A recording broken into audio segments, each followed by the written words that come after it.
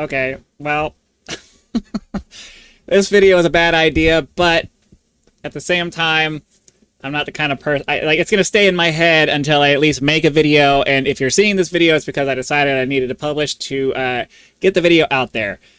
When I first heard of the idea of stop killing games, thought it was a really good idea, a really good thought process. The spirit behind it, I think, is absolutely correct, but I have some issues with the execution and the ideas behind the stop killing game movement as it would apply legally, and we'll talk about those in a minute. But first, I want to kind of summarize my understanding of what I believe the whole stop killing games movement is based off of the FAQ that I read on the Stop Killing Games website. I want to make sure I make it very clear so that if I'm missing something, you guys can let me know in the comments, and then maybe I can adjust my current opinion as of right now. But I do have my opinion based on right now, so let me explain it. My understanding of the Stop Killing Games movement is that a lot of developers, as we've seen, are developing their video games with an online component, regardless of the fact of whether it is a single-player game or a multiplayer game. And the issue is that if the developer decides to turn the servers off, then this game that you paid for becomes unusable, because if you're not able to connect to their server to verify that you own the game or to access whatever arbitrary features the developers decided that they wanted to make sure you had to access to play the game, then it basically bricks your game and you're not able to play it anymore. And the movement seems to be that they want to basically make it a legal requirement that developers will program their games in a way that makes it so that future programmers, supposedly it's not retroactive, which, you know, is reasonable. Future programmers will be required to program their games in a way that makes it so that when they decide to, when a developer decides to stop, developers, publisher, all under the same umbrella. I'm talking about the group of people who make and publish and distribute and all that stuff. That group of people are required to make it so that the game can be playable once those servers are terminated. So on the surface of it, I understand why that would be something that the player base would want, and I agree with that. I agree with that sentiment as a player myself. I don't want to pay for a game and then have that game, have the servers for that game turned off, like Assassin's Creed, right? Like Assassin's Creed 2, like the couple of Assassin's Creed 2 games, you have to have an internet connection to play those games, because you're not able to authenticate that you own the game unless you have an internet connection. So if you want to play it offline, you can't. I agree that that's a pretty shitty way of going, and I think it's ridiculous that companies choose to do that. But at the same time, it's their game. Like, they get to choose how they program their game, how they distribute their game, how they copyright protect their game. And if they choose this overly draconian method of doing online gaming, or like requiring an online component to their game, it's their game. And I have a hard time with the idea that we are going to ask lawmakers to step into, to like put their fingers into video game studios and require that they develop their game in a very specific way that allows players to, you know, have what they want in the end. And what I mean by that is that we don't force like if you wouldn't go into like a chef's kitchen and force him to, you have to have this portion size if you're going to charge this amount of money. If you change the portion size, you have to change how much you're charging for your product. And this is kind of the same thing if you think about it. If a developer makes a game and they intend for that game to last for several years, but then it just doesn't pan out for them, and they end up cutting the game, they made no promise to you that you were going to get access to this game for any period of time. The terms and service that you sign when you play the game makes it very clear that they have the right to terminate this game whenever they want. Now, if the primary goal and the main goal is to force it to be very much like the warnings on cigarette packages, where The companies are required to make it very explicit what the terms and conditions are, not buried in a freaking ridiculously down far in a user license agreement, but have it be something that appears on the label as you purchase the product. I can get on board with that, because deceiving your customer is something that needs to have some kind of a protection, and that is definitely very much a consumer protection kind of thing. But it is not consumer protection, it is not gamer protection to require that developer studios must program their games in this very specific way that gives you indefinite access to a game forever. Because if the developer didn't want to make their game in a way that allows you to access it forever, then it's not for you, it's not for me, and it's not for the government to step in and require that they do so.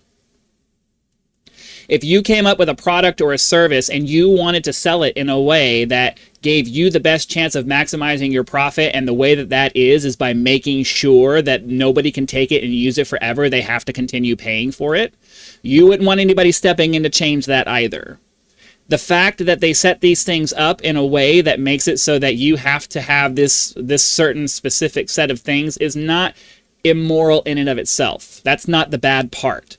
The bad part is that they're representing them as permanent products that they're selling to you, and then they turn the servers off and you find out, oh no, it was never a permanent product, it was a temporary product that you paid to have temporary access to for as long as we turn the servers on. So if the movement was changed in a way that made it so that it was more like we just want to make sure that these companies are putting, cigarettes are harmful to your health style labels on these video games that make it clear that it's like a pop-up or some kind of very easily noticed warning as you're about to before you make your purchase, as you're about to make your purchase, that at any time you may lose access to this game, purchase at your own risk, some kind of thing like that. That's absolutely fair, absolutely reasonable. I could totally get on board with that. But if the goal is to try to force developers to develop their games in a certain specific way, that's not for you to tell them to do that. Like, you wouldn't want anybody to come to your job, some government person to come to your job and try to tell you how to specifically do your job, especially if it doesn't need, if there's no health or safety concerns for the people around you. There's no reason for them to come in and make your job harder because other people don't like the way you do your job. You see what I'm saying? Like, as much as we hate these big billion-dollar gaming corporations, the developer corporations and things like that, fair is still fair whether they're billionaires or not. And it's not reasonable to step into someone else's business and tell them, you must make your product this specific way. If there's no health concern or there's no danger to people, then it's unreasonable to step in and require that. The consumer protection part of this is not in making it so that a developer has to develop their game in a way that provides you with forever access to a game that you paid for. The consumer protection part in all of this is just making it ultra clear what you're getting into when you pay this money to the developer. And if you choose to take the risk of paying the money to the developer, and they have made it, very, very clear up front, not hiding it, not burying it. There's some kind of a warning right next to the purchase button that makes it very clear that if you buy this, you might lose it tomorrow. Something like that. Then that's the consumer protection. I think this entitled idea that everything has to be catered to the customer is something that has, especially in America, the customer is always right, that entire idea, that is one of the dumbest fucking things I've ever heard in my life. I can't stand that philosophy. The customer is almost never right. The customer is entitled to come into your place of business, see what you have on offer based off of the terms and service that you're providing as the person providing that service, and then they make a choice as to whether they want to purchase that good or service or walk out of your store. That's the way that works. The customer does not get to come in and start demanding this or demanding that or, requiring a discount or something stupid like that. That's not how business works. And it's not how business should work anywhere.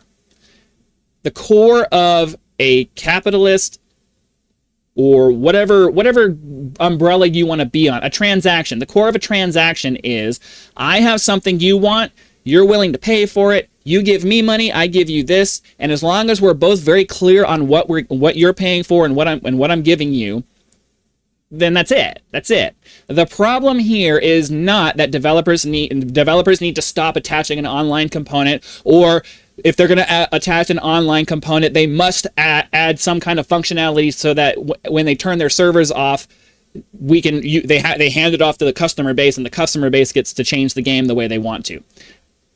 I know that as a gamer that sounds awesome, but it's just not. I'm sorry, I can't get on board with that thought process. If a company comes up with a game and they develop that game and they choose to distribute it in whatever method that they choose to distribute it in, that's their decision, not ours and not the government's. The only reason the government should get involved is the part where they're trying to trick you. That's the part where there should be some kind of law put in place. And that's it. That's it. There is absolutely no reason to require developers to do anything beyond being 100% transparent with the product that they're offering you and how they're offering it to you. Anything beyond that is draconian and ridiculous. And I'm sorry, I can't get on board with that. I understand the spirit of it, and to some extent I agree that they shouldn't do it that way, but it is their product and they get to decide what they do with it and how they sell it to you. And I'm sorry, that's like, I can't see any. I've tried really hard to see it from the other side of the spectrum there, and I can't, because I believe in the idea that if I write a book or I come up with a piece of art or whatever creative endeavor it is that I decide to do, that product is mine and I get to decide what I do with it. And you don't get to come in and tell me that I have to change my product to fit what you want because you want it this other way. If you don't want it, then you don't buy it. That's how it's supposed to work.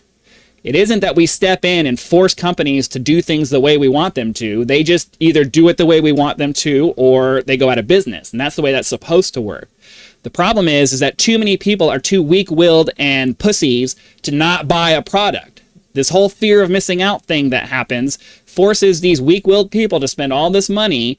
And, if they're too much of a little bitch to not buy a product because, oh my God, I gotta have this game, then they deserve what they get.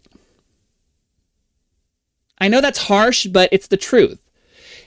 If a company is acting like a piece of shit, then the way you deal with that is to just not buy from them anymore. And that's it. And if that means you don't have any video games to play because the only games you like to play come from that company, well then, live with what they give you, and that's what you get. So I know that this video is going to piss people off if, assuming it even gets a wide distribution. But I'm sorry. There's right and there's wrong. And forcing anybody to create something in the way that you've decided is reasonable is that's not what we should be promoting in this world. Honesty is absolutely something we should be requiring, and I will absolutely support a movement that does that. I'm sick and tired of these ridiculously thousands and thousands of pages of user agreements and all that bullshit that hides all of the important stuff down in the fine text. Any movement that goes through trying to remove that and making it very clear, hey, this is how we're fucking you over, I'm all about that. But I feel like this movement goes a little too far in the idea that we are going to require developers to develop their games in a specific way. Like, I'm sorry, that just doesn't make any sense to me, and it's ridiculous. So that's my 2 cents. I guess I'm going to get a lot of hate for this because if my audience is gamers and you guys all like it. But I had to do a little bit of a reality check.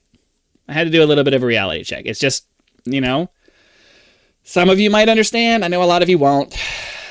It is what it is. Thanks.